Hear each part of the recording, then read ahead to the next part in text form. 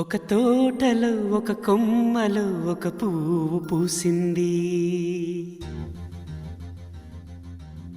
మహారాణిలా మహాలక్ష్మిలా ఆ పువ్వు నవ్వింది.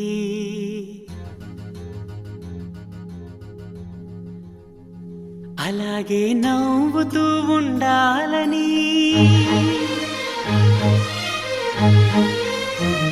అలాగే నవ్వుతూ ఉండాలని నింగి నేల వాగు వంక చెట్టు చేమ గువగూడు ఆశీర్వదించాయి.